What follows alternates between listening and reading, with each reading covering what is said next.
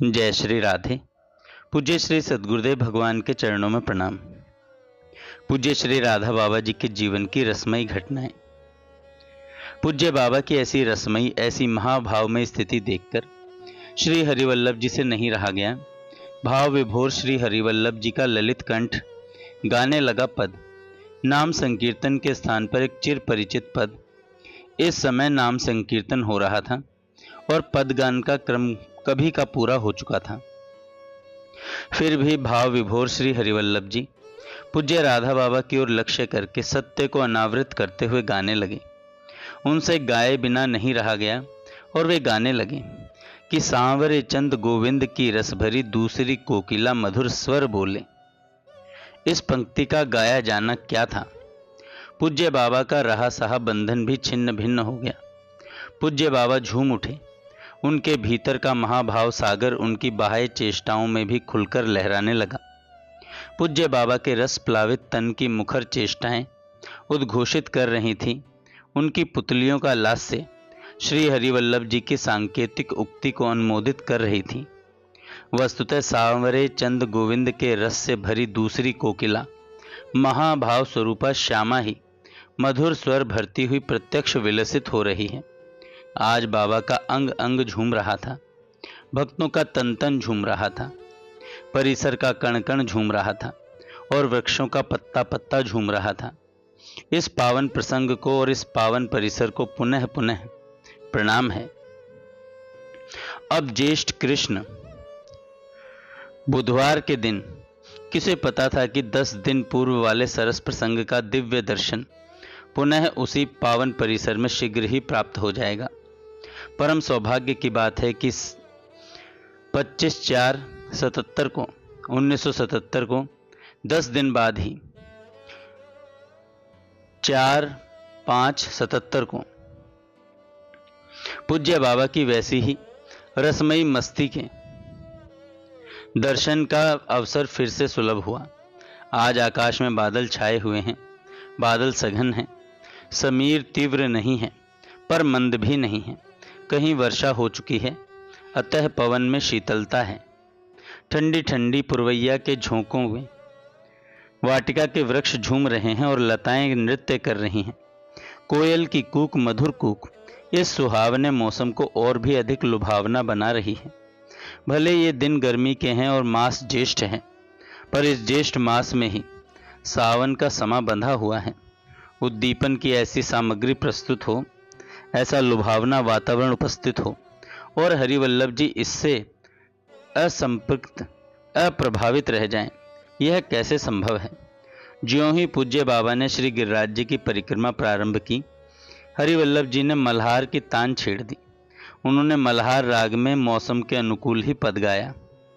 उस दिन की तरह आज भी श्री हरिवल्लभ जी ने सर्वप्रथम गाया रसिक शेखर स्वामी श्री हरिदास जी का भाव भरा पद, जिसमें वर्षा ऋतु का मनोहर वर्णन है। ऐसी ऋतु सदा सर्वदा जो रहे बोलत मोरनी, नीके बादर नीके धनुष चहु दिशि नीको वृंदावन आछी, नीकी मेघनी की घोरनी, आछी नीकी भूमि हरि हरि, आछी नीकी बुढ़न की रेंगनी काम किरोरनी। श्री हरिदास के स्वामी श्यामा के मिल गावत राग मल्हार जम्यो किशोर किशोरनी। क्या ही सुंदर हो। यदि ऐसी सुंदर और सुहावनी ऋतु सदा सर्वदा बनी रहे, जहां मयूर मेघ को देख देख करके नृत्य कर रहे हों, मेघों की गर्जन ने स्वर मिलाकर वे कूक रहे हों, एक और ऊपर नभ में सघन श्यामल मेघों के मध्य सतरंगी धनुष की वह मन भावनी शोभा है, तो दूसरी ओर नीचे पृथ्वी पर हरी हरी दूब और हरे हरे पत्तों से आच्छादित भूमि की यह नयनाकर्षणी सुषमा है। अंबर की मन भावनी शोभा और अवनी की नैना आकर्षणी सुषमा उन नित्य किशोर किशोरी में किलोल की कामना उद्दीपित कर देती है और वे नित्य युगल उमंग में भरकर मल्हार राग अलापने लगते हैं। श्री हरिवल्लभ जी के पद गायन से रंग जमता गया, अपितु रंग गहरा होता गया। कभी कभी यह भ्रम होता कि हम लोग इस वाटिका में हैं अथवा उस वृंदावन में हैं। ज्यों ज्यों हरिवल्लभ जी इस पद को ललित स्वर में गाते, त्यों त्यों ऐसा लगता मानो वृंदावन के श्रावण मास की वह मनोहारिणी हरितिमा और हरितिमा विहारी ने युगल इस वाटिका में परिसर में ही अवतरित हो गए हैं। यह असंभव सी बात आज संभव कैसे लग रही है? क्या इस बात अवतरण का श्रेय स्वामी श्री हरिदास जी के भाव में पद को दें, अथवा इस अवतरण का हेतु श्री हरिवल्लभ जी का ललित गायन ही है? ये बातें कुछ अंश तक सत्य भी कही जा सकती हैं, पर असली हेतु तो कुछ और ही है, और वह है पूज्य बाबा के भीतर का दिव्य वृंदावन। पूज्य बाबा का यह दिव्य वृंदावन ही परिसर के वातावरण को दिव्यता प्रदान कर रहा है, और इस दिव्यता से प्रभावित परिसर वातावरण उपस्थित भक्त समुदाय को दिव्य भावों से भावित कर रहा है। श्री हरिवल्लभ जी के गायन के संग संग पूज्य बाबा अपनी भावमयी भंगिमाओं के साथ परिक्रमा भी करते चल रहे हैं। परिक्रमा करते करते कभी हाथ का फैलाना, कभी हथेली से ताली बजाना, कभी मृदंग को बजाने की सी चेष्टा करना, कभी स्वर में स्वर मिलाकर आलाप लेना, कभी अंगुलियों को नचाना, ये सभी चेष्टाएं पूज्य बाबा की रसमयता की झांकी प्रस्तुत कर रही हैं, और उनकी रसमयता सारे परिसर को रसमय बना रही है। अवसर के अनुकूल हरिवल्लभ जी ने 3-4 पद गाए, पर अंतिम पद गाया, कदम तर ठारे हैं पिय प्यारी, मोहन के सिर मोर मुकुट विराजत, इत लहरिया की सारी, मंद मंद बरसत चहु दिसी, ते चमकत बिजु छटारी, मुरली बजावत श्री नंद नंदन, गावत राग मल्हारी, लेत तान हरि के संग राधा, रंग होत अति भारी, श्री विठ्ठल गिरधर को रिझवत, श्री वृषभानु दुलारी। इस पद के गायन से इतना भावोद्रेक हुआ कि पूज्य बाबा को अपनी सुधि की विस्मृति हो गई। प्रथम तो पद में वर्णित भावों का लालित्य, फिर गायन में स्वर के आरोह का लालित्य। इन दोनों लालित्य ने परिक्रमा में पूज्य बाबा की गति को, उनके चरणों के उत्थापन संस्थापन को लास्य में बना दिया। ऐसा भान हो रहा था मानो यह परिक्रमा स्थली नहीं है, रास स्थली है। इस पद को गाते गाते जब श्री हरिवल्लभ जी ने 5वीं पंक्ति, लेत तान हरि के संग राधा, रंग होत अति भारी, यह पंक्ति गाई, उस समय पूज्य बाबा देखते देखते इशारे ही इशारे में एक बड़ा गंभीर और भावपूर्ण संकेत ढुलका गए। जब श्री हरिवल्लभ जी आलाप लेते तो संग संग पूज्य बाबा भी आलाप लेते थे। पूज्य बाबा श्री हरिवल्लभ जी के साथ साथ रह रह करके तान में तान मिलाते ही थे। ज्यों ही श्री हरिवल्लभ जी ने 5वीं पंक्ति, लेत तान हरि के संग राधा, गाई, त्यों ही पूज्य बाबा ने अपने चितवन की कोर से आभास दे दिया कि समक्ष स्थित हरि के संग यह महाभाव स्वरूपा राधा तान ले रही है। पूज्य बाबा के महाभाव में नैनों के रस में कगारों से इस संकेत के ढुलकते ही जो अति भारी रंग का प्रवाह बह चला, रंग के उस उमड़न का आस्वादन वे ही कर पाए जो उस क्षण उस भारी रंग में लहरा रहे थे।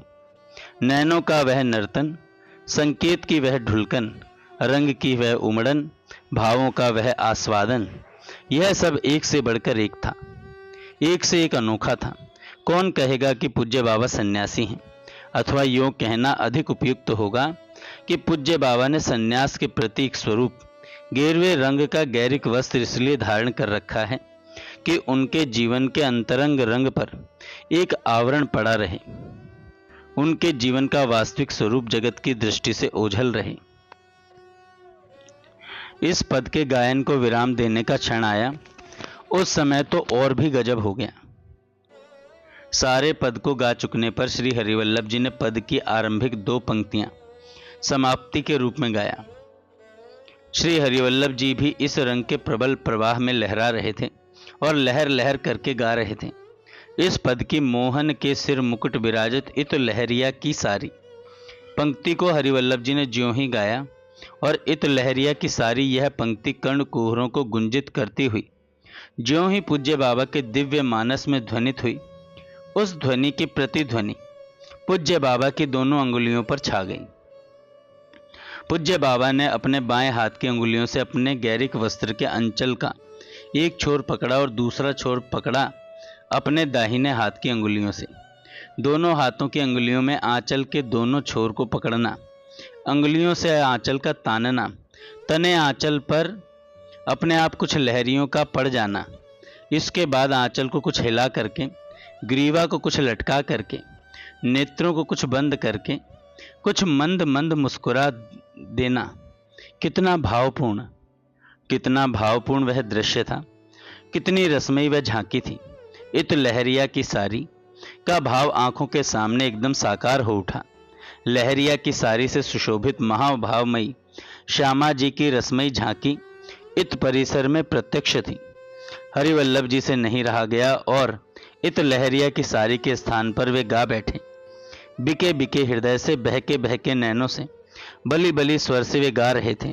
इत अरुण रंग की सारी, हे विधाता तुमसे यही याचना है, एहो विधना तो सो अचरा पसार मांगू, बस तो यही कामना पूर्ण कर दे। इत अरुण रंग की सारी की अनोखी अद्भुत छवि सदैव तन मन नैन में रमी रहे, तन मन नैन में रमी रहे। जय श्री राधे। आगे की वार्ता कल सुनेंगे।